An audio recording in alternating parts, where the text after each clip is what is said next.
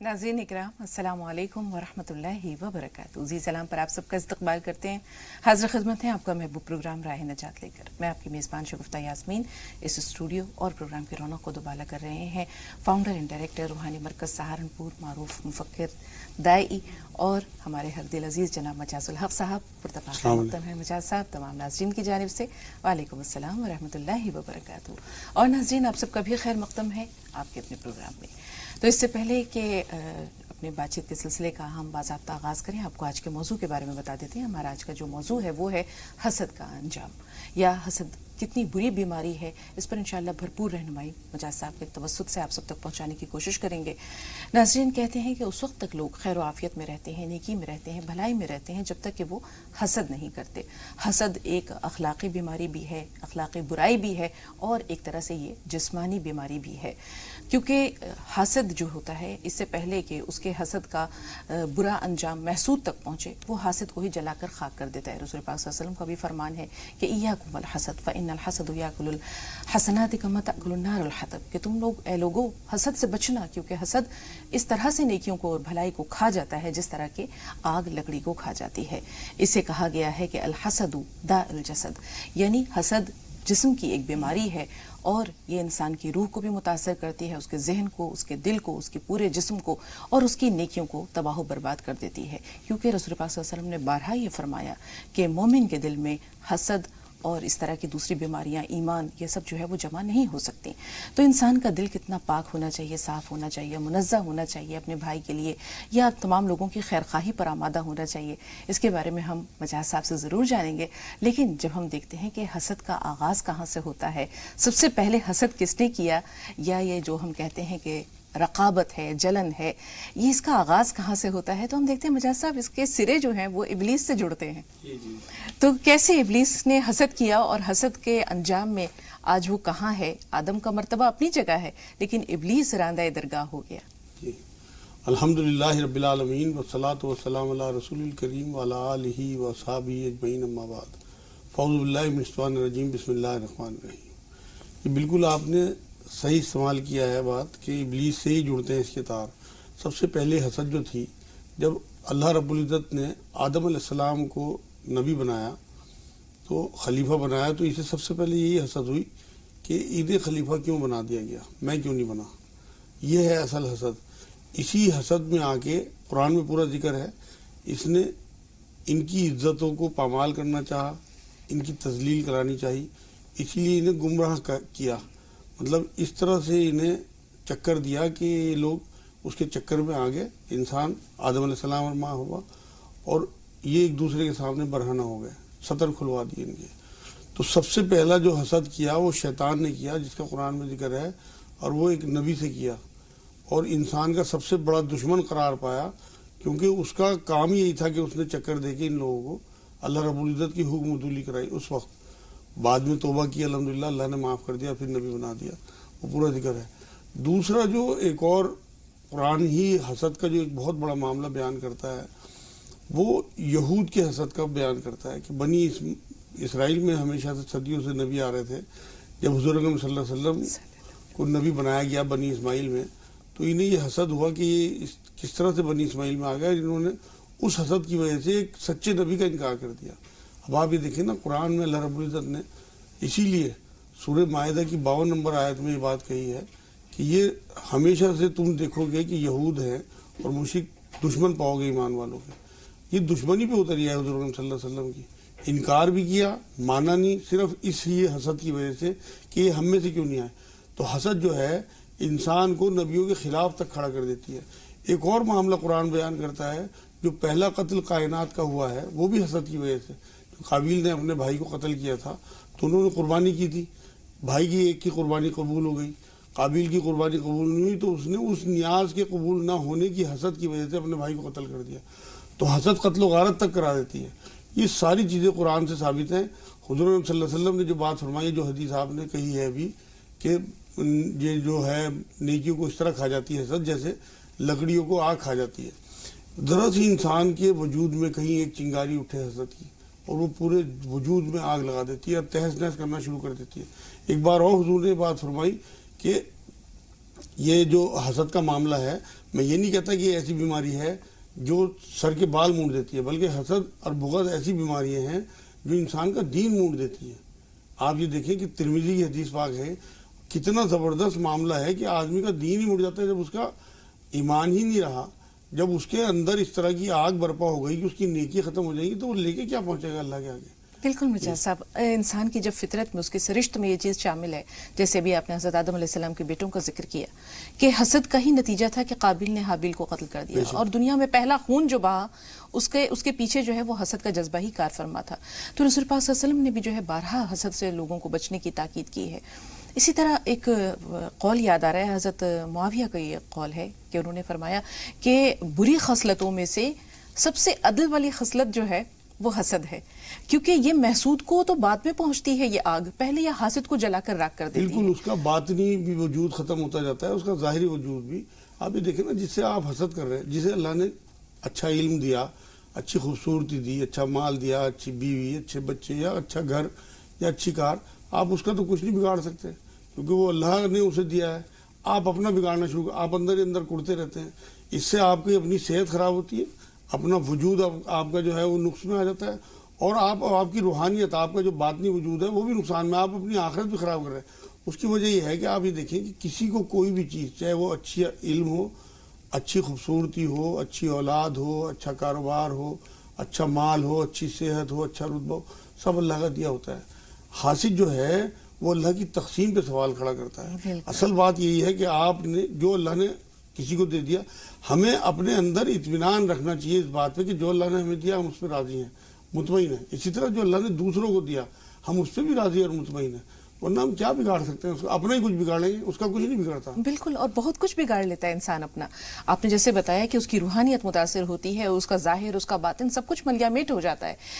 صرف یہاں تک ہی نہیں مجاز صاحب، اگر دیکھتے ہیں آج کے دور میں جو بہت ساری بیماریاں ہیں، اب ہم ڈپریشن کو ہی دیکھ لیجیے، ڈپریشن ہے، منفی جذبات ہیں، ایک دوسرے سے بغض رکھنا ہے، تو یہ تمام چیزیں جو ہیں یہ حسد کی ہی پیدا کردہ ہیں۔ انسان خود بھی جو ہے اس آگ میں جلتا ہے، اپنا برا بھی کرتا ہے، اور اپنے گرد و پیش رہنے والوں کے نزدیک بھی جو ہے وہ ناپسندیدہ قرار پاتا ہے، چاہے وہ اس کی فیملی ہو، چاہے وہ اس کے آفس والے ہوں۔ کیا اصل میں بات تو یہ ہے نا، جو آپ کہہ رہی ہیں کہ فیملی ہو یا رشتہ دار ہو یا دوست ہو، ان تک بات پہنچ جاتی ہے۔ لوگ آج کل اس طرح کا ماحول ہو گیا ہے کہ اگر آپ کسی سے حسد اور جلن رکھتے ہیں، آپ کسی کے سامنے اسے ظاہر کرتے ہیں، وہ لوگ اس تک پہنچا دیں گے۔ اب آپ دیکھیے اس کی نظر میں آپ کی کیا امیج رہ جائے گی، ساری تکلیف اسے پہنچے گی اس بات کی کہ بتاؤ میں تو اسے کیا سمجھ رہا تھا اور یہ کیا نکلا۔ حسد جو ہے سب سے زیادہ بچوں میں دیکھی جاتی ہے، بچے ایک دوسرے سے کمپٹیشن میں۔ اصل بات یہ ہے کہ آپ دیکھیں کہ بچوں پہ تو شریعت لاگو نہیں ہے، لیکن یہ بچکانہ حرکت ہوئی ہے، ثابت ہوا اس بات سے کہ بچوں میں جب حسد دیکھی جاتی ہے، ایک دوسرے سے کمپٹیشن کرتے ہیں، کمپیریزن کرتے ہیں، تو اس وجہ سے آپ یہ دیکھیں کہ اگر ہم انسانوں سے کمپیریزن بند کر دیں گے تو حسد اپنے آپ نکل جائے گی۔ اور حسد چھوڑ دینے والوں کا اتنا اللہ کے رسول صلی اللہ علیہ وسلم نے بشارت دی ہے۔ ایک بار حضور صلی اللہ علیہ وسلم محفل میں بیٹھے تھے، صحابہ کرام صاحب بہت بیٹھے تھے، کہنے لگے تمہیں بتاؤں کہ جنتی کیسا ہوتا ہے، کہ جنتی دیکھنا چاہتے ہو؟ صحابہ نے کہا بالکل حضور بتائیے۔ حضور نے اس ٹائم جو دروازے سے داخل ہوگا وہ جنتی ہے۔ سب کی نظر دروازے پہ ٹک گئی، انتظار میں رہے کہ کس طرح سے کوئی آئے۔ تو ایک بوڑھے بزرگ تھے، وہ اندر انٹر ہوئے، وضو کا پانی ان کے چہرے پر، جسم پہ نظر آ رہا تھا۔ تو اس کے بعد انہوں نے دیکھا کہ یہ ہیں حضور اکرم صلی اللہ علیہ وسلم نے بشارت دی۔ اگلے دن پھر یہی واقعہ، 3 دن تک حضور اکرم صلی اللہ علیہ وسلم نے صحابہ سے بات کی، تینوں دن وہی داخل ہوئے۔ تو ایک صحابی ہیں عبداللہ بن عمرو بن العاص رضی اللہ تعالیٰ عنہ، انہیں تجسس ہوا کہ کیا معاملہ ہے، تو وہ ان کے کسی نہ کسی بہانے سے ان کے گھر تک پہنچ گئے اور ان کے ساتھ 1-2 راتیں اور 1-2 دن گزارنے کی انہوں نے ٹھانی۔ تو انہوں نے خیر مہمان نوازی کی، ان کے لیے بستر، تو انہوں نے ان سے دیکھا سارا معمول کہ کیا کرتے ہیں، کیا وجہ ہے رسول اللہ صلی اللہ علیہ وسلم نے ان کو بشارت دی ہے۔ تو ان کی جب کچھ بھی سمجھ میں نہیں آیا، انہوں نے دیکھا کہ وہ سوتے بھی ہیں ساری رات اور کروٹ لیتے ہیں، بس اللہ کا نام لیتے ہیں۔ تو مجبور ہو کے انہوں نے ان سے پوچھ لیا کہ میرا مقصد آپ کے پاس رہنے کا یہ تھا کہ حضور نے 3 دن آپ کے لیے جنتی ہونے کی بشارت دی، آپ کی کہنے لگے جب تم اسی وجہ سے آئے ہو تو میں بتاتا ہوں، ویسے مجھے تو کوئی پتہ نہیں ہے اس بات کا، لیکن میرا اندازہ یہ ہے کہ میرا دل جو ہے وہ مومنوں کی حسد اور بغض سے بالکل پاک ہے میرے دل میں۔ تو اس لیے یہ حدیث جو ہے، یہ واقعہ جو ہے، یہ ہمیں اس طرف لاتا ہے کہ ہم چیک کرتے رہا کریں بیچ بیچ میں اپنا محاسبہ، کہ کسی مومن کے لیے، کسی اپنے بھائی کے لیے، کسی اپنے دوست کے لیے ہمارے دل میں کوئی حسد یا بغض تو نہیں ہے۔ بالکل، تو حسد جو ہے یہ رقابت کے جذبات کو پیدا کرتا ہے، اور حسد کے مقابلے میں ہم دیکھتے ہیں یا رقابت کے مقابلے میں دیکھتے ہیں تو جو رشک کے جذبات ہیں یہ بڑے پسندیدہ ہیں. قرآن پاک میں بھی کہا گیا کہ فاستبقوا الخیرات، یعنی نیکی کے کاموں میں، بھلائی کے کاموں میں ایک دوسرے سے سبقت لے جاؤ. تو حدیث سے بھی ثابت ہے. بالکل. ایک بار حضور صلی اللہ علیہ وسلم نے بات فرمائی ہے کہ یہ جو حسد کا پازیٹیو پہلو جو آپ نے ابھی بیان، اس کا لفظ کا نام ہی رشک ہے کہ ایسے لوگوں سے رشک کیا کرو جسے اللہ نے علم دیا اور وہ علم کو بانٹتا ہو بے لوس ہو کے دنیا کے لیے، لوگوں کے لیے. ایک ایسے آدمی سے رشک کیا کرو جسے اللہ نے مال دیا ہو اور وہ رات دن اللہ کی راہ میں خرچ کرتا ہو لوگوں کی، جو مجبور لوگ ہیں، جو محروم لوگ ہیں، ان کی فلاح کے لیے اسے خرچ کر. ایسے لوگوں سے رشک کرنا تو یہ پازیٹیو پہلو ہے رشک کا، اس کا حسد کا پازیٹیو پہلو رشک، اور اس کے دو حدیث سے ثابت ہیں دو چیزیں. اس لیے ہمیں ایسے لوگوں کی طرف رغبت کرنی چاہیے جو اس طرح کے لوگ ہیں، جو علم بانٹتے ہوں صرف اور صرف اللہ کے لیے، ریاکاری ڈرامے بازی نہ ہو. ایسے ہی مال بانٹتے ہوں صرف اور صرف اللہ کے لیے رات دن، تو اللہ سے اس ٹائم دعا بھی کریں اپنے لیے. اصل میں قرآن میں ایک واقعہ ملتا ہے کہ ہر چیز جو ہے وہ اس میں نہیں آئے گی حسد میں. مریم علیہ السلام پہ جب اللہ رب العزت کی طرف سے نعمتیں اتر رہی ہیں، قرآن میں اس کا ذکر ہے. ذکر علیہ السلام وہاں ان کے دروازے پہ کھڑے ہو کے دیکھتے ہیں نعمتیں اترتی ہوئی تو فوراً دعا کرتے ہیں کہ اللہ کی نعمتیں یہاں اتر رہی ہیں تو اپنے لیے بھی دعا کی ان نعمتوں کی. تو اگر حسد جو ہے نا وہ یہ ہے کہ آپ کسی کے پاس کوئی نعمتیں دیکھیں اللہ رب العزت کی اور یہ چاہیں کہ اس کے پاس سے یہ نعمتیں ختم ہو جائیں، مجھے مل جائیں، یہ اسے کیوں ملی، مجھے کیوں نہیں ملی، یہ جو آپ کے اندر اضطراب اور بے چینی پریشانی پیدا کرتی ہے، یہ ہے اصل میں حسد. وہاں ذکر علیہ السلام اپنے لیے دعا کرتے ہیں. یہ مثبت پہلو ہے. نعمتیں دیکھیں کہ اللہ اس کی نعمتیں قائم رکھ، جس طرح اس پہ اتر رہی ہیں مجھے بھی عطا فرما. اور نیکی اور بھلائی میں ایک دوسرے سے سبقت لے جانے کی جب مثالیں ملتی ہیں تو ہم دیکھتے ہیں کہ حضرت ابوبکر اور حضرت عمر، ان دونوں کے درمیان ایک طرح کا یہ جو رشک کا پہلو تھا، کمپٹیشن تھا، مقابلے بازی تھی. اور حضرت عمر فاروق جو ہے اکثر کہتے تھے میں قحافہ کے بیٹے سے جو ہے وہ نہیں جیت سکتا. رسول پاک صلی اللہ علیہ وسلم مسجد نبوی میں تشریف فرما تھے فجر کی اذان نماز کے بعد، تو رسول پاک صلی اللہ علیہ وسلم نے پوچھا کہ آج کس نے روزہ رکھا ہے؟ حضرت عمر فاروق نے کہا رات کو میرا ارادہ تھا، رکھ لیتا تو بہتر تھا، کم از کم اس وقت تو اس بات میں جواب دے سکتا تھا. تو رسول پاک صلی اللہ علیہ وسلم نے فرمایا، خاموشی تھی چاروں طرف، رسول پاک صلی اللہ علیہ وسلم نے فرمایا کہ وہ شخص جو اس وجہ سے خاموش ہے کہ لوگوں کو پتہ نہ چلے وہ بتائے. تو حضرت ابوبکر فرماتے ہیں کہ میرا روزہ ہے. تو حضرت عمر فاروق جو ہے وہ انہیں گھور کر دیکھتے ہیں کہ یہاں بھی یہ پھر بازی لے گئے. اس کے بعد رسول پاک صلی اللہ علیہ وسلم دریافت کرتے ہیں کہ آج کس نے کسی بیمار کی عیادت کی ہے؟ تو حضرت عمر فاروق کہتے ہیں کہ یا رسول اللہ ابھی تو فجر ہوئی ہے، عیادت بھی کر لیں گے. رسول پاک صلی اللہ علیہ وسلم فرماتے ہیں کہ مہلن یا عمر، ٹھہرو، یہ بتاؤ، ہاں میں یہ دریافت کر رہا ہوں کہ آج صبح کس نے کسی بیمار کی عیادت کی ہے. خاموشی ہے. حضرت رسول پاک صلی اللہ علیہ وسلم، حضرت محمد صلی اللہ علیہ وسلم حضرت ابوبکر سے دریافت کرتے ہیں کہ ابوبکر خاموش ہو. تو کہتے ہیں کہ رسول اللہ میرا دوست جو ہے 3 دن سے حضرت عبد الرحمن بن عوف بیمار ہیں، تو کل رات جب میں نے عشاء کے بعد ان کی خبر لی، پتہ لیا، تو پتہ چلا کہ وہ بیمار ہیں. تو میرا دوست جو ہے وہ عشاء کے بعد سو جاتا ہے، لیکن وہ تہجد کے وقت ضرور جاگ جاتا ہے، چاہے وہ کتنا ہی بیمار کیوں نہ ہو. تو میں صبح تہجد پڑھ کر ان کی عیادت کرتے ہوئے مسجد میں آیا ہوں. تو حضرت عمر فاروق کہتے ہیں یہاں بھی یہ بازی لے گئے، ان سے جیتنا بڑا مشکل ہے. اس کے بعد رسول اللہ صلی اللہ علیہ وسلم فرماتے ہیں کہ آج صبح کس نے کسی مسکین کو کوئی صدقہ و خیرات بھی کیا ہے؟ تو حضرت عمر کہتے ہیں رسول اللہ رات عشاء کے بعد میں نے کسی مسکین کو خیرات کیا ہے، کھانا دیا ہے. کہتے ہیں عمر میں آج کی بات کر رہا ہوں. تو رسول پاک صلی اللہ علیہ وسلم اس سے پہلے کہ کچھ فرماتے، حضرت عمر نے اپنی توجہ حضرت ابوبکر کی طرف کر لی. وہ جانتے تھے کہ اس کا جواب یہیں سے ملنے والا ہے. تو حضرت ابوبکر نے فرمایا کہ یا رسول اللہ جب صبح میں تہجد کے لیے اٹھا، میرا پوتا بھی میرے ساتھ اٹھ گیا، اس نے میرے ساتھ 2 نفل ادا کیے اور اس کے بعد کہنے لگا دادا جی بھوک لگی ہے. میں نے اپنی بیوی سے کہا کہ بچے کی دادی سے کہ اپنے پوتے کو 2 روٹیاں تو پکا دو. انہوں نے 2 روٹیاں پکائیں. 1 روٹی اس بچے نے کھا لی، دوسری روٹی ہاتھ میں لے کر وہ میرے ساتھ دروازے کی طرف بڑھا. ایک فقیر کھڑا تھا جس نے کہا کہ میں نے کل سے کچھ نہیں کھایا ہے، کچھ کھلا دو. میں نے وہ روٹی اپنے پوتے کے ہاتھ سے لے کر اس فقیر کو دے دی. تو حضرت عمر فاروق نے جب یہ سنا تو ان کی، پہلے تو وہ مسکرا رہے تھے، ان کی چیخ نکل گئی، ان کے آنسو بہنے لگے. رسول پاک صلی اللہ علیہ وسلم بھی آپ دیدہ ہو گئے، آپ کی آنکھوں سے بھی آنسو نکلنے لگے اور انہوں نے کہا کہ عمر، ابوبکر، ابھی جبریل آئے تھے، انہوں نے ابوبکر آپ کو سلام کہا ہے اللہ کی طرف سے اور کہا ہے کہ جنت میں ایک دروازہ ہے جس میں سے صرف حاجی داخل ہوں گے، ایک دروازہ ہے جس میں سے روزے دار داخل ہوں گے، ایک دروازہ ہے جس میں سے صدقہ و خیرات کرنے والے سخی لوگ داخل ہوں گے۔ اللہ نے ابو بکر تمہیں سلام بھیجا ہے اور کہا ہے کہ ابو بکر جب جنت کے دروازے پر آئیں گے تو 8 دروازے ان کے لیے کھول دیے جائیں گے۔ حضرت عمر فاروق یہ سن کر دھاڑے مار مار کر رونے لگے اور کہنے لگے ابو بکر تم سے سبقت نہیں لے جا سکتا، نیکی اور بھلائی کے کاموں میں تم سے کوئی نہیں آگے بڑھ سکتا۔ بہت یہ جو رشک ہے، یہی رشک ہے، یہی تو ہے کہ جو ان چیزوں میں کمپیریزن بالکل جائز ہے، ورنہ تو اور تمام چیزوں میں جو دنیاوی چیزیں ہیں جو ہمیں آج ہم دیکھتے ہیں معاشرے میں کہ لوگوں میں اس کے پاس اچھا فریج کیوں ہے، اس کے پاس اچھا فلیٹ کیوں ہے، اس کے پاس اچھا بچے کیوں، یہ ساری جو چیزیں ہیں یہ ہمیں اصل میں زندگی گزارنے کے لیے بہترین معاملہ جو ہے نا، یہ 3 چیزیں ہیں کہ نو کمپیریزن، نو کمپٹیشن، نو کمپلین۔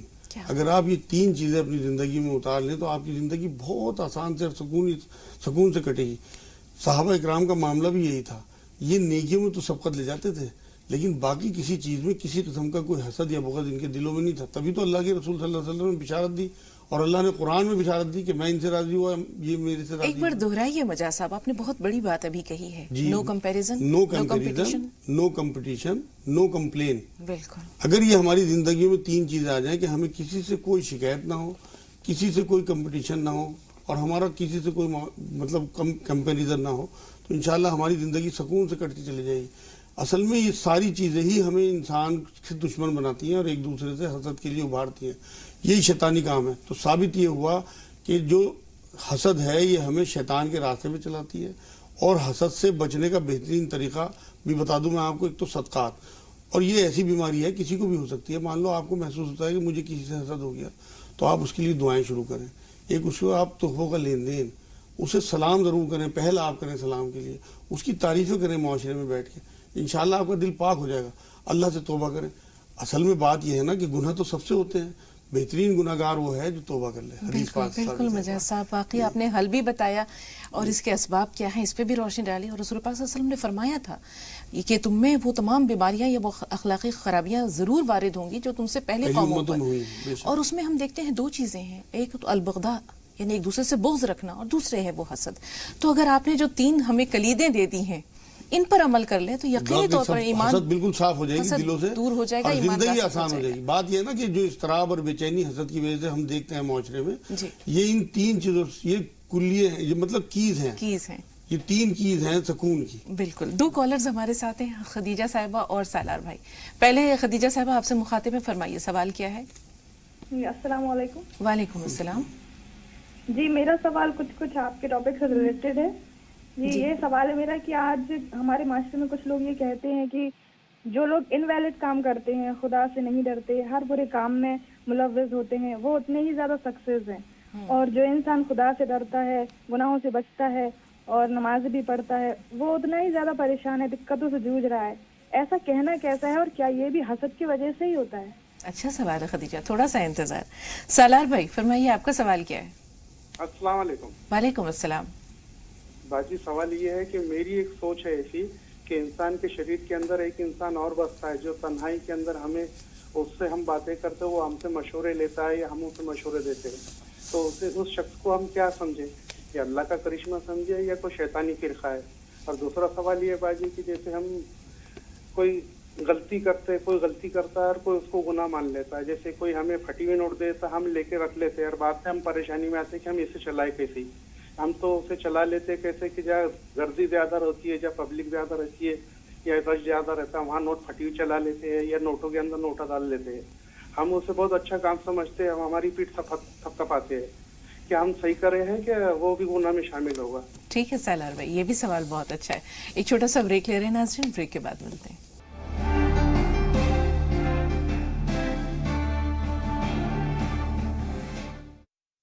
ناظرین وقفے کے بعد ایک بار پھر آپ سب کا خیر مقدم ہے۔ پہلا سوال خدیجہ صاحبہ کا ہے اور بہت اچھا سوال ہے، جیسے انہوں نے کہا کہ وہ لوگ جو برے کام کرتے ہیں، برے جذبات لوگوں کے لیے رکھتے ہیں، تو ان کی یہ برائیاں جو ہیں وہ دکھتی نہیں ہیں، بلکہ ایسا محسوس ہوتا ہے کہ بہت خوشحال ہیں اور اللہ تعالیٰ کا ان پر بہت فضل و کرم ہے۔ تو جو باقی لوگ ہیں، اچھے لوگ ہیں، وہ یہ جب چیزیں دیکھتے ہیں یا سوچتے ہیں ان کے بارے میں، تو ان کے دل میں کس طرح کے جذبات پنپتے ہیں، یا ان کی جو یہ ڈور ڈھیلی ہے تو یہ کب تک ہے، رسی کب تک دراز ہے؟ اصل میں اس میں یہ بہت بڑھیا سوال انہوں نے کیا ہے، اور یہ اس ٹائم اس کا جواب انشاءاللہ معاشرے کے کام آئے گا.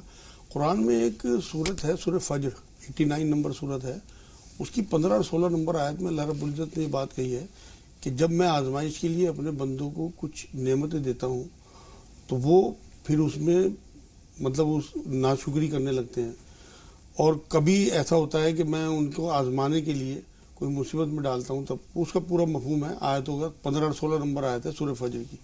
اس سے یہ بات ثابت ہو گئی کہ آپ کو جو دنیا میں مال کی یا لوگوں میں رتبے کی یا طاقت کی فراوانی دکھتی ہے, یہ آزمائش کا حصہ ہے. دیکھیے آپ قرآن میں اللہ نے ایک جگہ یہ بات فرمائی ہے کہ جب قارون کے خزانے اس کی کنجی جا رہی تھی تو کچھ لوگ دیکھ کے رش کرنے لگے, دیکھ کے کہ اسے کتنا مال ملا ہے, لیکن جب اس پہ عذاب آیا اللہ کا, اسے دھسا دیا گیا, تو وہی لوگ شکر کرنے لگے کہ اللہ کا شکر ہمیں مال نہیں ملا. یہ ہے اصل بات. اصل میں کس کو کیا چیز کس طرح سے ملی ہے, کس وجہ سے ملی ہے, اللہ کی حکمتیں ہیں اپنی. تو یہاں جن لوگوں کو مال یا رتبہ یا طاقت یا فراوانی دیکھ کے لوگ جو ہیں رش کرتے ہیں یا یہ تمنا کرتے ہیں کاش یہ ہمیں ملتا, وہ یہ سمجھ لیں کہ مال میں زیادہ اللہ رب العزت نے آزمائش رکھی ہے اور فتنہ رکھا ہے, وہ زیادہ دو دھاری تلوار پہ چل رہے ہیں لوگ.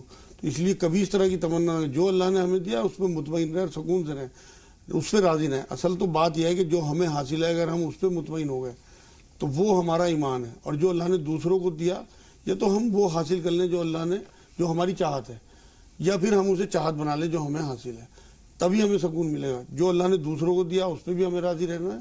تو اس لیے اس طرح کی بے چینی اور پریشانیاں جو ہیں وہ نکل جائیں گی اگر آپ سورہ فجر کی 15 اور 16 نمبر آیت پڑھیں گے کہ یہ ساری چیزیں آزمائش ہے, چاہے وہ پریشانی ہو اور چاہے وہ سلام بھائی کے سوالوں کی جانب آتے ہیں. انسان کے اندر جیسے انہوں نے کہا کہ ایک ایسا محسوس ہوتا ہے جیسے ایک شخص اور ہے اس کے ساتھ, یہ تو حدیث ہے ہمزاد ہے. جی حمزاد کے بارے میں حضور صلی اللہ علیہ وسلم نے کہا کہ ہر انسان کے ساتھ اللہ نے اس کا شیطان جوڑا پیدا کیا ہے. حضور صلی اللہ علیہ وسلم سے ایک صحابی نے جسارت کر کے پوچھ لیا, حضور کیا آپ کے ساتھ بھی؟ کہ ہاں میرے ساتھ بھی, اور میں نے اسے مسلمان کر لیا. یہ جو جملہ حضور کا ہے, تو ہمیں سنت یہ ہے کہ ہم اپنے ہمزاد کو مسلمان کر لیں, مطلب اسے تابع کر لیں اللہ. اب جو وہ ہمیں چیزیں مثبت یا اللہ اس کے رسول کے تابع چیزیں ہمیں بتاتا رہتا ہے, ہمیں سمجھاتا رہتا ہے, انہیں ہم نے لینی ہے. اگر وہ خدا نہ خواستہ ہمیں گمراہی کی چیزیں بتاتا ہے جو شریعت کے خلاف ہوں, رسول اللہ کی سنت کے خلاف ہوں, تب ہمیں اسے سمجھ لینا چاہیے کہ یہ ہمارا دشمن ہے, یہ ہمارا وہ ہمزاد نہیں ہے جو اسے ہونا چاہیے. اگر ہم یہ کہیں کہ وہ انسان کا ضمیر ہے, وہ ایک ہی بات ہے, بالکل وہی چیز جو کھٹکتا ہے انسان کے دل میں. جی اندر وہ اصل میں بات یہ ہے نا کہ نفس مطمئنہ جو اللہ رب العزت نے قرآن میں لفظ ذکر کیا ہے نا, وہ یہی ہے کہ ہمارا جو نفس ہے نا, اگر وہ ہمارا نفس مطمئنہ ہے, وہ ہمیں صرف اطمینان والی چیزیں جو اللہ اور اس کے رسول کے تابع چیزیں ہیں وہ بتاتا ہے, تب وہ نفس مطمئنہ نہیں تو لوامہ ہے یا ہمارا ہے. جی پروین صاحبہ آپ سے بات ضرور کریں گے, پہلے محمد علی صاحب آپ سے مخاطب ہے, فرمائیے سوال کیا ہے. ہلو السلام علیکم. وعلیکم السلام. جی بھائی.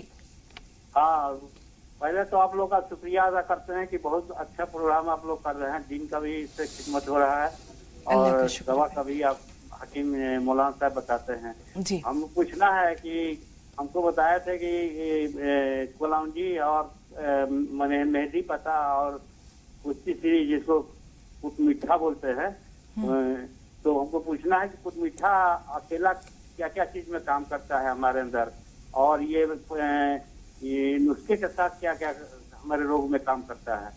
اس کو تفصیل سے مولانا صاحب سے ہم کو پوچھنا ہے. ٹھیک ہے مجاز صاحب, ان کا سوال پوری طرح پہنچا آپ تک؟ جی یہ کوٹ مٹی کے بارے میں جی ایک کالر اور ہیں, پھر ان کے سوال کی طرف آتے ہیں. پروین صاحب آپ بتائیے آپ کو سوال کیا ہے. وعلیکم السلام.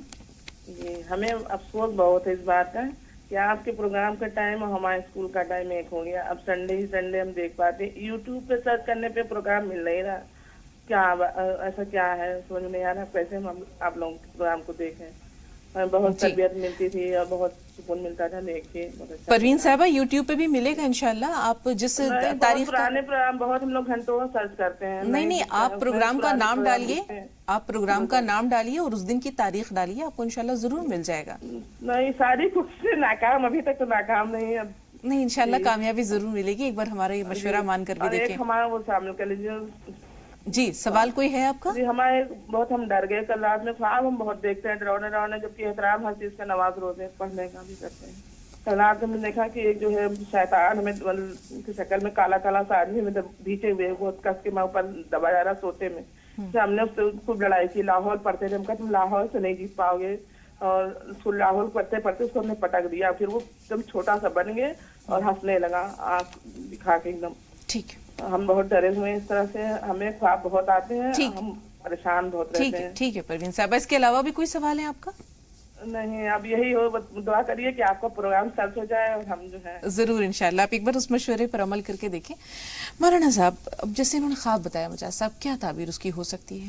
اصل بات یہ ہے تو یہ شیطانی خواب, انہیں یہ چاہیے ایک تو ان خوابوں کے بارے میں حضور نے بات فرمائی ہے, کبھی ایسا خواب دیکھو تو اپنی بائیں طرف منہ کر کے تھو تھو کر دیا کرو اور انہیں زیادہ ظاہر نہ کریں. اب یہ عمل یہ کریں ان خوابوں سے بچنے کے لیے کہ ایک بار آیت الکرسی اور 7 بار سورہ اخلاص قل هو اللہ احد بسم اللہ کے ساتھ, اور 5 بار سورہ فلق قل اعوذ برب الفلق اور 6 بار قل اعوذ برب الناس, یہ رات کو پڑھ کے اپنے ہاتھوں میں پھونک مارے, پورے جسم پہ پھیل لیا کریں, کوئی خواب انہیں نہیں آئے گا انشاءاللہ. اور ان ربی علی کل شیء حفیظ ایک تصویر روز پڑھیں کہ اللہ میری ایسے خوابوں سے حفاظت فرما. جی, محمد علی صاحب نے کوٹ مٹی کے بارے میں جاننا چاہا. کوٹ مٹی ایک اینٹی بائیوٹک ہے دیسی دوائیوں میں. تمام ریئیکشن اندر کے جو کسی دوائی سے ہو جائے ریئیکشن, یا آپ کے کسی کھانے پینے کی بد احتیاطی سے کوئی ریئیکشن ہو جائے, تو ایسا اینٹی بائیوٹک ہے کہ اندر سے تمام بیماریوں کو دور کرتا ہے الحمدللہ. اور سب سے بڑی جو اس کی بات ہے پازیٹیو, وہ حضور اکرم صلی اللہ علیہ وسلم کی بتائی ہوئی چیز ہے. یہ حدیثوں سے ثابت ہے بات کہ یہ گلے میں انفیکشن ہو جائے, جیسے ٹونسل کہلاتے ہیں, ان میں شہد کے ساتھ چاٹی جائے. اگر کسی کو ویسے الرجی ہے تو 1 چٹکی 2 چٹکی کھانے کے بعد 3 ٹائم لے لیا جائے. یا کسی کو جوڑوں میں درد ہے تو اسے کلونجی یا مہندی پتے کے ساتھ ملا کے برابر مقدار میں تب صفو بنا کے آدھا چمچ دن میں 3 بار لے لیں. مطلب اس کے بہت سارے, میں تو الحمدللہ بہت لوگوں کو ریکمنڈ کرتا ہوں اور بہت اللہ کے حکم سے بہت فائدہ ہوتا ہے. اس کی وجہ بھی وہی ہے کہ یہ سنت ہے, حضور صلی اللہ علیہ وسلم خود بھی کھاتے تھے اور تلقین بھی کرتے تھے لوگ. طب نبوی سے طب نبوی سے لی ہوئی چیز. اب سالار بھائی کا جو سوال ہے, یہ اب تک کا ہمارے پاس آخری سوال ہے کہ اگر کوئی شخص ہمیں کسی طرح دھوکہ دے کر یا پھٹے ہوئے نوٹ دے دیتا ہے, ہماری بھی تھوڑی سی غفلت ہے کہ اس وقت دھیان نہیں دیا, بعد میں اسے کہیں چلانے کی کوشش کرتے ہیں, تو کیا ہم گناہ گار ہیں یا وہ شخص گناہ گار ہے جس نے ہمیں دھوکہ دیا ہے؟ اصل میں حدیث یہ بات کہتی ہے کہ تمہیں کوئی دھوکہ دے تو تم کسی کو دھوکہ نہ دو. مومن کی شان نہیں ہے دھوکہ دینا. اگر آپ نے دھوکہ کھا لیا, آپ کو کسی نے پھٹا ہوا نوٹ دے دیا, تو آپ کو یہ چاہیے کہ اس کا جو بھی ڈیمیج کا تھوڑا بہت کٹتا ہے وہ کٹا کے باقی صاف نوٹ چلائیں, کسی کو دھوکہ نہ دیں. یا پھر کوئی ایسا دکاندار یا کوئی ایسا آپ کا دوست یا جاننے والا ہو جو وہ نوٹ چلا سکتا ہو, بینکوں میں اس کی اچھی بات ہو, زیادہ نوٹ وہ جمع کرتے ہیں تو بینکوں والوں میں ان کی اچھی بات ہوتی ہے, تو اسے بتا کے دیں کہ یہ نوٹ پھٹا ہوا مجھے کہیں سے آ گیا, میں آپ کو بتا کے دے رہا ہوں, پھر کوئی بات نہیں ہے. لیکن آپ دھوکہ کسی کو نہ دیں. مومن کی شان دینا, دھوکہ دینا نہیں. بالکل. رمضان صاحب فرمائیے, سوال کیا ہے؟ السلام علیکم. وعلیکم السلام. جی رمضان اور بیٹوں کے لیور میں میم سوجن ہے تھوڑا سا, ڈاکٹر نے سوجن بتائی ہے لیور میں. جی ٹھیک ہے. اور اس کے پورے بدن میں سوجن رہتی ہے. شوگر تو نہیں ہے انہیں؟ ڈائبٹیز تو نہیں ہے؟ نہیں, ڈائبٹیز نہیں ہے, نہ شوگر ہے اور نہ ہی تھائرائڈ ہے, سب چیک اپ کرا لیا. ٹھیک ہے, تھوڑا سا انتظار. غزالہ صاحبہ آپ بتائیے سوال کیا ہے؟ غزالہ صاحبہ ہمیں سن پا رہی ہیں؟ جلد حاضر ہوئے.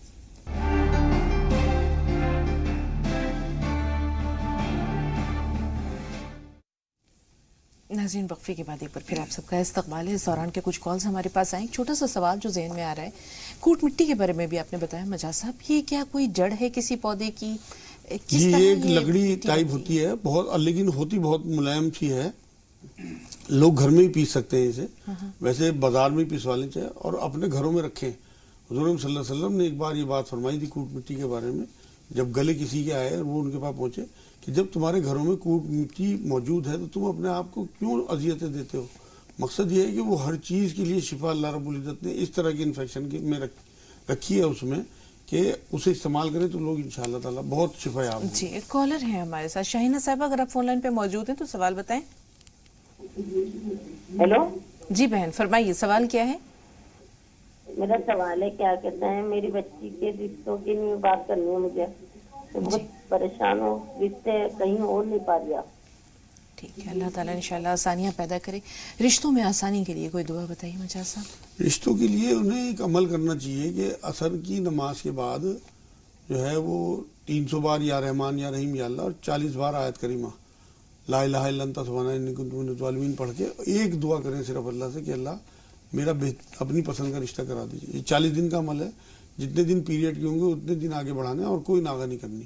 یہ تو ہو گیا یہ. اور ایک ربنا آتنا فی الدنیا حسنۃ وفی الآخرۃ حسنۃ وقنا عذاب النار, یہ آیت پڑھیں.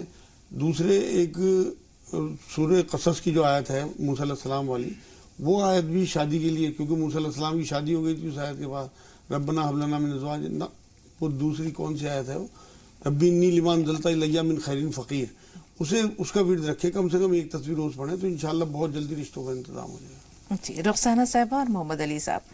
علی صاحب فرمائیے سوال کیا ہے؟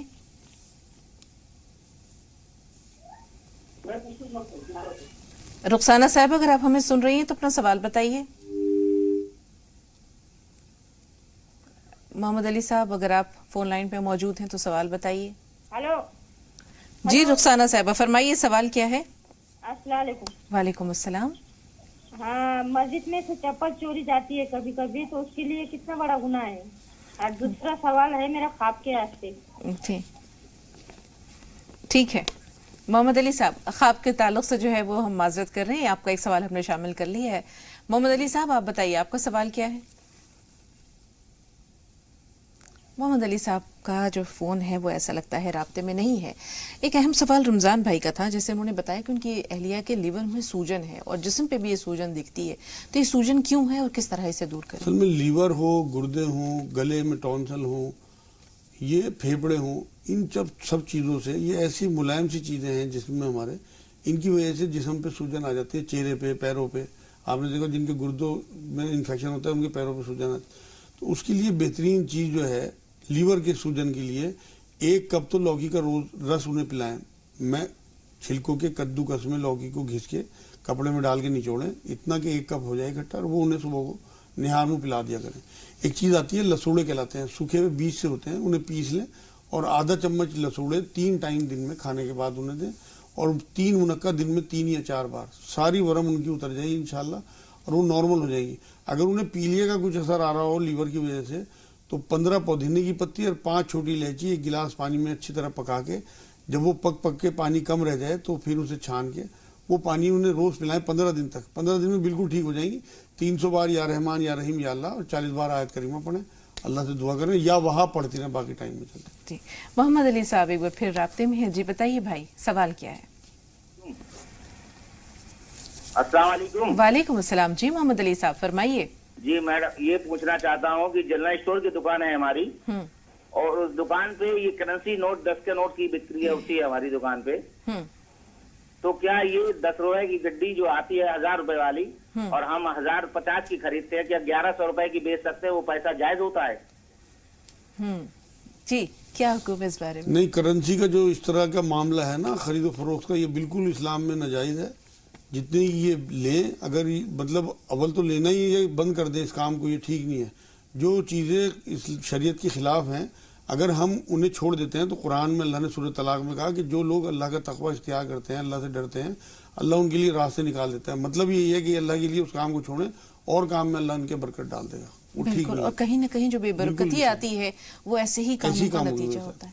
ملیحہ صاحبہ فرمائیے سوال کیا ہے؟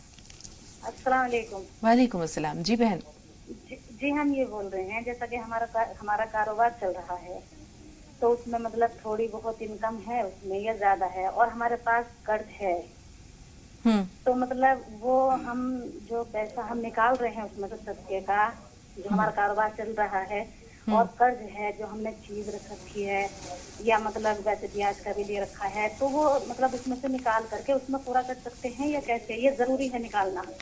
اور دوسرا سوال باجی یہ ہے کہ جیسا کہ میں نماز پڑھتی ہوں، دل میں کوئی رنجم رہتا ہے، ایک بیٹا ہے وہ کہنا نہیں مانتا، ہسبینڈ ہے وہ جلدی سے کہنا نہیں مانتے، تو دل میں جو رنجم رہتا ہے، تو مطلب نماز پڑھتے ہوئے یا کلام پاک پڑھتے ہوئے مجھے رونا آ جاتا ہے ان کی بات سوچ کر کے، تو کیا میری نماز میں کوئی کوتاہی ہوتی ہے؟ کوتاہی نہیں ہوتی، بہت اچھی بات ہے، لیکن آپ جو عمل کر رہی ہیں اس عمل کو کیوں خراب کر رہی ہیں؟ بھائی مجاز صاحب بتائیں گے کہ صدقہ اپنی جگہ ہے، قرض اپنی جگہ ہے، دونوں کی ادائیگی کتنی ضروری ہے۔ تھوڑا سا انتظار، پہلے بشرا صاحبہ کا سوال بھی لے لیتے ہیں۔ جی بہن بتائیے سوال کیا ہے؟ وعلیکم السلام۔ جی بشرا صاحبہ۔ ہیلو جی السلام علیکم۔ وعلیکم السلام۔ میں میرٹھ سے بول رہی ہوں، میں آپ سے یہ جاننا چاہ رہی تھی، مجھے نا 1-1.5 سال سے سفید داغ ہو گئے ہیں میرے۔ کہاں پر ہیں اور کتنے بڑے؟ میرے پہلے تو چھوٹا سا تھا، نیک پہ گردن پہ تھا آگے، اور کان کے پیچھے تھا، لیکن اب جو ہے وہ میرے داغ نا، میں نے 1 سال سے دوا کھائی ڈاکٹر کی، انہوں نے دھوپ لگانے کو بتایا، ٹیوب بھی دی، سب علاج کر چکی ہوں، وہ ٹھیک بھی ہو گیا تھا، لیکن اب اور نکل گئے ہیں کان کے پیچھے، گردن کے پاس، گھٹنے پہ ہے 2-3 چھوٹے چھوٹے، وہ بڑھتے چلے جا رہے ہیں. اللہ آپ کو شفا دے. ضرور جانیں گے کہ کس طرح ان کو دور کیا جائے. جی مجاز صاحب. ان کو یہ چاہیے کہ ایک باورچی کے بیج آتے ہیں، انہیں صاف کر کے کوٹ کے رکھ لیں اپنے پاس ڈبے میں بھر کے، اور ایک تانبے کا گلاس لے لیں. اس تانبے کے گلاس میں رات کو پانی بھر کے رکھ دیں ڈھک کے، اور صبح کو نہار منہ 1 چمچ وہ باورچی کے بیج جو انہوں نے ڈبے میں رکھے ہوئے ہیں انہیں کھا کے اوپر سے وہ تانبے کے گلاس کا پانی پی لیں. یہ تو کنٹینیو کریں. ایک تھوڑے سے باورچی کے بیج بھگو دیا کریں اور انہیں پھر اگلے دن پیس کے اور وہ لگایا کریں ان داغوں پہ. تھوڑی دیر دھوپ میں بیٹھا کریں. اور ایک شربت مصفی خون کئی کمپنیاں بناتی ہیں، وہ شربت ہے، اسے ہمدرد کا کسی بھی کمپنی کا جس کا مناسب سمجھیں 3 چمچ رات کو پی لیا کریں. اور ایک کستہ شیری پسوا کے رکھ لیں جو کوٹ مٹی کہلاتی ہے.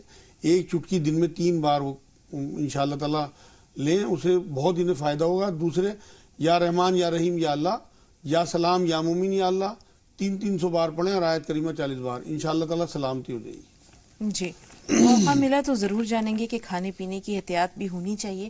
2 کالرز اور ہیں، شاعرہ اور عزیز بھائی. عزیز بھائی تھوڑا سا انتظار. شاعرہ آپ بتائیے آپ کا سوال کیا ہے؟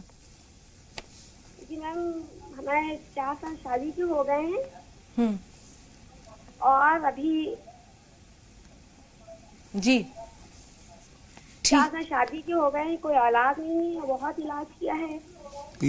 ٹھیک ہے. یہ بتائیے ایک چھوٹا سا سوال ہے کہ آپ کو جو ماہواری ہے وہ پراپر آتی ہے، وقت پر آتی ہے، باقاعدگی کے ساتھ؟ جی نہیں، جب 4 دن پہلے ہو جاتی ہے، کبھی 5 دن، اس کا علاج بھی ہو رہا ہے. 2.5 سال سے ایسا ہے میم. ٹھیک، تھوڑا سا انتظار. عزیز بھائی آپ بتائیے سوال کیا ہے؟ عزیز بھائی سن پا رہے ہیں ہمیں؟ ٹی وی کی آواز تھوڑی دیر کے لیے میوٹ کر دیجئے، اس کے بعد سوال بتائیے اپنا. میرے بچے کا وزن کم ہے، 2 مہینے کا ہے، اس کے جسم سے دھلیاں بہت آتی ہے. بچے کی عمر آپ نے 2 مہینے بتائی. عزیز بھائی ٹی وی کی آواز تھوڑی دیر کے لیے میوٹ کیجئے، سوال دہرا دیجئے. ہاں جی السلام علیکم. وعلیکم السلام. جی میرے بچے کا وزن کم ہے، 2 مہینے کا بچہ ہے میرا. 2 مہینے کا بچہ ہے میرا، اس کا وزن کم ہے، اس کے جسم پہ جھریاں ہے. کیا ہے؟ جھریاں بتائی انہوں نے؟ اچھا آپ نے اس کے جسم پہ جھریاں بتائی ہیں؟ چونکہ آپ نے ٹی وی کا والیوم میوٹ نہیں کیا، رابطے میں جو پریشانیاں ہیں وہ آپ کے سامنے ہیں. یہ باقی ناظرین کے ساتھ بھی ہو سکتی ہیں، اس لیے بار بار کہتے ہیں کہ جتنی دیر آپ سوال پیار کریں صرف اتنی دیر کے لیے ٹی وی کی آواز بند کر دیں، زیادہ بہتر رہے گا. ایک چھوٹا سا بریک لے رہے ہیں، بریک کے بعد ملتے ہیں.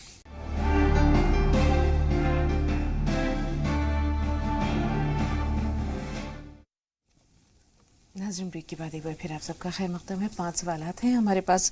روزانہ صاحبہ کا سوال ہے کہ اکثر مساجد میں چپل چوری ہو جاتی ہے، جوتے چوری ہو جاتے ہیں، تو یہ عمل کیسا ہے اور یہ جو کرتا ہے بہت کیوں بڑا کرتا ہے؟ گناہ ہے. قرآن مطلب اسلام میں چوری جو ہے وہ حرام ہے، اور اگر اسلامی مملکت ہو تو ہاتھ کاٹنے کا حکم ہے. اس لیے اس میں تو پوچھنے کی کوئی بات ہی نہیں. تمام مشہور بات ہے کہ چپل چوری ہو، لیکن اس نیت سے مسجد میں آنا، اس ارادے سے آنا یا ایسا کام کر جانا، ہاں تو یہ تو حرام ہے. بڑا گناہ کا بہت بڑا گناہ، اور بڑا گناہ. ایک تو مسجد میں کر رہے اور دوسرے آپ شریعت کے خلاف جو چیز اللہ اور اس کے رسول نے حرام قرار دے دی، یہ تو دونوں چیزیں اور زیادہ بڑا گناہ کرا دی. بالکل. اب ملیحہ صاحبہ کا جو سوال ہے کہ جیسے کاروبار ہے، اللہ نام کا ڈبہ رکھا ہوتا ہے بہت سارے لوگوں نے، اس میں روزانہ کچھ پیسے ڈالتے ہیں. اب یہ کہہ رہی ہیں کہ ہم پر کچھ قرض بھی ہے، تو وہ پیسے جو ہم نے صدقے کے لیے نکال رکھے ہیں وہ بطور قرض ادا کیے جا سکتے ہیں؟ نہیں، یا تو یہ قرض ادا کریں، ابھی صدقہ نہ نکالیں جب تک ان کی نیت یہ ہے کہ ہمارے اوپر قرض ہے. یا جو صدقے کی نیت سے نکال رہے ہیں وہ تو نیاز ہے کہ اللہ کے نام پہ آپ نے ایک چیز نکالی، مت نکالیں آپ. لیکن جب نکال دی تو آپ اس میں سے اپنے حصے میں نہ ڈالیں اسے، بلکہ چاہے اسے کم رکھیں، لیکن وہ اللہ کے نام پہ الگ سے دیں اور اپنے قرض کے لیے اللہ سے دعا کریں گے جلدی جلدی. بالکل. صدقہ جو ہے یا خیرات ہے یہ رزق کو بڑھاتا ہے، بے شک تھوڑا نکالیں لیکن اس عمل کو روکے نہیں نا. نہیں، ایک تو صدقہ بلائے ٹالتا ہے، حدیث ہے یہ بات، اور برکت بہت پیدا ہوتی ہے. حضور صلی اللہ علیہ وسلم نے قسم کھا کے یہ بات کہی ہے کہ صدقے سے کبھی مال نہیں گھٹتا، کہ میں اللہ کی قسم کھا کے کہتا ہوں یہ بات کہ صدقے سے مال نہیں گھٹتا. جس عمل پر رسول پاک صلی اللہ علیہ وسلم جو ہے وہ قسم کھا لے، بے شک تو پھر اس کے موتی ہے، انہیں تو دونوں ہاتھوں سے جھولی بھر کر جو ہے وہ جمع کرنا چاہیے. بچے کہاں نہیں مانتے، شوہر کہاں نہیں مانتے، یہ سوچ کر اگر بہن کو نماز میں رونا آ جائے تو یہ عمل کیسا؟ اصل میں نماز تو ویسے ایک میڈیٹیشن ہے، اللہ رب العزت سے ہی ساری توجہ اور سارا معاملہ سارا جوڑ ہونا چاہیے اس وقت. لیکن اگر کیونکہ ہم دنیا میں رہتے ہیں کوئی خیال آ بھی جائے تو اس میں کوئی حرج نہیں ہے. کوشش کریں زیادہ زیادہ خیال نہ آئے. جی. لیکن اگر آ جائے تو کوئی اتنا بڑا گناہ نہیں ہے. وسوسے صحابہ کرام کو بھی آتے تھے نمازوں کے بیچ میں. 4 سال ہو گئے بہن کی شادی کو، جیسے وہ کہہ رہی ہیں کہ اولاد نہیں ہے، کچھ بے قاعدگی کا بھی ذکر کیا انہوں نے. ایک تو انہیں سب سے پہلے چاہیے کہ اپنے ہسبینڈ کی جانچ کرائیں. کئی بار مردوں میں بھی کمی ہوتی ہے تو اس وجہ سے بھی بچے نہیں ہو پاتے. دوسرا اپنے لیے یہ عمل کریں کہ شہد اور دودھ پیا کریں رات کو، جتنا میٹھا انہیں پسند ہو. 1 گلاس دودھ میں 2 یا 3 چمچ شہد ڈال کے وہ پئیں. 1 کلونجی کھائیں کھانے کے بعد دونوں ٹائم 1 چٹکی، اور تیز گرم پانی پیئے کھولتا ہوا، جیسے گھونٹ گھونٹ کر کے چائے پیتے ہیں. کئی بار نلوں پہ برم ہوتا ہے، اس کی وجہ سے بھی کنسیو نہیں کر پاتی ہیں عورتیں، اور پیریڈ ارریگولر رہتے ہیں تو اس وجہ سے بچے نہیں ٹھہر پاتے. 300 بار یا رحمان یا رحیم یا اللہ اور 40 بار آیت کریمہ عصر کے بعد پڑھ کے معمول بنا لیں. اور ایک دعا کریں صرف کہ اللہ صحت مند ایمان والا بچہ عطا فرما. 40 دن کا یہ عمل ہے، جتنے دن پیریڈ کے ہوں گے اتنے دن آگے بڑھانا ہے، باقی کوئی ناغہ نہیں کرنی. اور چلتے پھرتے ان ربی علی کل شیء قدیر، ان ربی علی کل شیء قدیر. اللہ آپ کو قدرت حاصل ہے، آپ جو مرضی کر سکتے ہو. ایک بچہ مجھے، باقی جو قرآن میں دعائیں ہیں، ابراہیم علیہ السلام کی دعا ہے یا اور نبیوں کی دعائیں ہیں، جیسے ذکریا علیہ السلام کی دعا ہے، وہ پڑھیں قرآن سے چھانٹ کے. انشاءاللہ سورہ مائدہ کی دعائیں، وہ سب میں بہت فائدہ ہوتا ہے. انشاءاللہ. شاہین صاحبہ آپ سے مخاطب ہیں. منیرہ کہیں جائیے گا نہیں، آپ سے بھی بات کریں گے، تھوڑا سا انتظار. شاہین سوال بتائیے. ہیلو، السلام علیکم. وعلیکم السلام. یہ کہہ رہے تھے جیسے مان لیے کسی سے ہم نے ادھار لیا ہو اور وہ پیسہ ان کو، اس سے تھوڑی لڑائی ہو گئی ہو، وہ پیسہ ہم کو نہ دے کے کسی غریب کو دے دیتے، کیا وہ پیسہ ہم لوگوں کا وہ مانے ہو پائے گا؟ وہ جیسے کہتے ہیں ادھار کسی سے لیا اسی کو لے دیں گے تو ہم لوگوں کو قبر میں اس کے عذاب سے جو کرنا پڑے گا، اس وجہ سے وہ پیسہ ان کو دینا ہی پڑے گا. اور دوسرا سوال یہ ہے کہ ہمارے ہسبینڈ ہیں تھوڑا سا جو وہ نشہ سا کرتے ہیں، اس کے بھی کیا کریں گے ان کی عادت چھوٹ جائے. ٹھیک ہے. پہلا سوال آپ کا جو ہے وہ لبوں پر مسکراہٹ دوڑا گیا ہے. بہت اچھا، بہت معصومانہ سوال ہے. لیکن بات چیت بند ہے تو یہ جو لین دین کا عمل ہے یہ تو جاری کیا جا سکتا ہے، شاید اسی کے نتیجے میں آپ کی صلح ہو جائے. تھوڑا سا انتظار. منیرہ صاحب آپ بتائیے سوال کیا ہے آپ کا. ہیلو. جی منیرہ فرمائیے. السلام علیکم. وعلیکم السلام. جی ہمارے ابا کی روزی میں برکت نہیں ہوتی ہے. کیوں بہن؟ گھر میں کیا نماز کی پابندی نہیں ہوتی؟ نہیں، نماز کی پابندی ہے، پھر تو پھر بھی برکت نہیں ہوتی ہے. کچھ تو ایسا عمل ہوگا. چلیں مجاز صاحب سے جانتے ہیں کون سا ایسا عمل ہے جو کہ رزق میں برکت رک جاتی ہے. آپس میں جھگڑے اور ایک دوسرے کے لیے برداشت نہ ہونا، پیشنس کا نہ ہونا. اس کی وجہ سے جو چیزیں آسمانی ہیں نا، جیسے رحمت ہے، برکت ہے، رزق ہے، محبت ہے، اللہ انہیں اٹھا لیتا ہے. جن گھروں میں جھگڑے ہوتے ہیں، اگر یہ ہے ان کے گھر میں تو پھر تو انہیں اس سے دور کرنا چاہیے. اور اگر یہ نہیں ہے تو اللہ سے دعا کریں، صبر کریں تھوڑا سا. ان اللہ مع الصابرین پڑھا کریں. اور یہ آزمائش کا حصہ بھی ہو سکتا ہے، کیونکہ قرآن میں اللہ نے کہا ہے کہ میں تمہیں رزق کی کمی سے، بیماریوں سے، حادثات سے آزماؤں گا. تو ہو سکتا ہے اللہ کی آزمائش ہو اور ان کے درجے بلند ہونے ہوں. ایک چھوٹا سا سوال ہے مجاز صاحب، کبھی کبھی ہم دیکھتے ہیں کہ رزق کی بے حرمتی ہوتی ہے. جی اس کی وجہ سے بھی یہ کھانا جو ہے اگر زیادہ لے لیا ہے تو پھر وہ ڈسٹ بن میں ڈال دیا جاتا ہے کہ جو رزق ہے اس کی حرمت کیا کرو. کئی بار یہ چلا جاتا ہے اس وجہ سے بھی. روٹی کا پکڑا ٹکڑا پڑا دیکھ کے گھر میں، حضرت عائشہ سے بات حضور نے فرمائی ہے کہ اس کی قدر کیا کرو.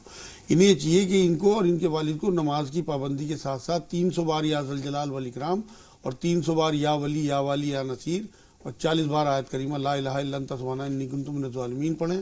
اور ایک دعا ہے جو حدیثوں میں آتی ہے، اللہم اکفنی بحلالک عن حرامک واغننی بفضلک عمن سواک.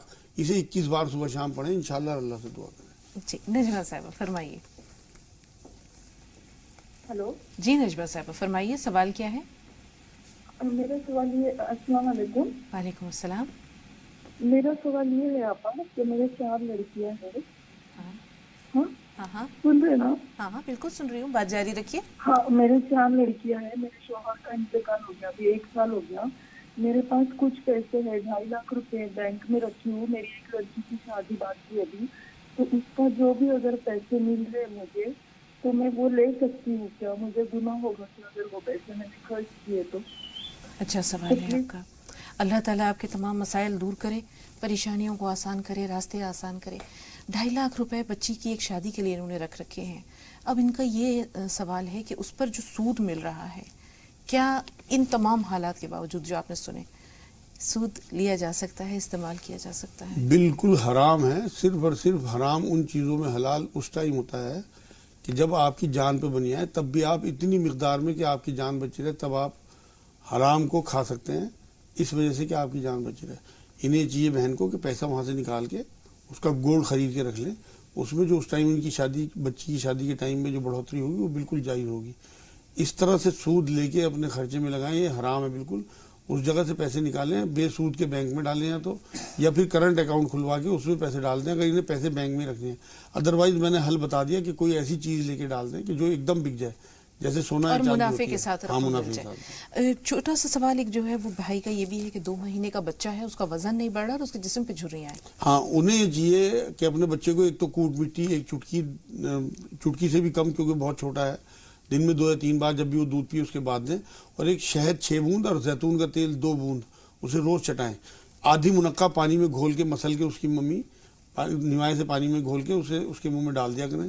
ایک گھٹی آتی ہے کئی کمپنیوں کی, ڈاور کی, اس کی, تو کوئی گھٹی اس کی عمر کی لے کے وہ گھٹی پلائیں اسے. اصل میں جو انہوں نے بعد میں کہا ہے نا کہ جھریاں اس کے جسم پہ, وہ کوٹ مٹی سے انشاءاللہ کستی شیری سے ختم ہو جائیں گی. اور ایک نہانے کے بعد اس کے جسم پہ تیل ضرور ملا کریں ناریل کا, تو دھیرے دھیرے وہ جھریاں جو ہیں وہ ختم ہو جائیں. جب تھوڑا سا بڑا ہوگا پھر سوال کریں, انشاءاللہ کچھ اور چیزیں کھانے کی. ایک سوال بہت اہم تھا, بلکہ 2 سوال تھے شاہین صاحبہ کے, اور وقت چونکہ ہمارے پاس بہت کم ہے تو شاہین صاحبہ سے ہی کہیں گے کہ ہم آپ کو انتظار کی تھوڑی سی زحمت دیں گے. اللہ تعالیٰ انشاءاللہ کل موقع دے اس پروگرام میں دوبارہ مجاز صاحب تشریف لائیں گے تو آپ سے آپ کے دونوں سوالات ہم کل تک کے لیے جو ہے وہ اٹھا رکھتے ہیں. ایک تو پہلا جو تھا وہ ادھار کے تعلق سے تھا, دوسرا شوہر نشہ کرتے ہیں اس کے تعلق سے تھا. تو شاہین صاحبہ امید ہے کہ سلسلہ انشاءاللہ آپ کے ساتھ کل بھی جڑا رہے گا. آپ کے سوال سے ہی ہم آغاز کریں گے, اور ناظرین آپ کو بتاتے چلیں کہ کل انشاءاللہ مجاز صاحب کے ساتھ ہم تقدیر سے متعلق گفتگو کریں گے, بہت ساری باتیں جاننے کی کوشش کریں گے. فی الحال چونکہ پروگرام کا سلسلہ ختم ہونے کو ہے اس لیے آپ سب سے اجازت طلب کرتے ہیں, لیکن آپ کی طرف سے اور اپنی طرف سے مجاز صاحب کا بہت شکریہ اسٹوڈیو میں تشریف آوری کے لیے اور ناظرین کی بھرپور رہنمائی کے لیے. تو ناظرین انشاءاللہ کل ملاقات ہوتی ہے. فی الحال زی سلام پر بلا توقف 25 اہم خبروں کا سلسلہ شروع ہونے کو ہے. آپ زی سلام دیکھیں, ہمیں کل تک کے لیے اجازت دیجیے. السلام علیکم ورحمۃ اللہ وبرکاتہ.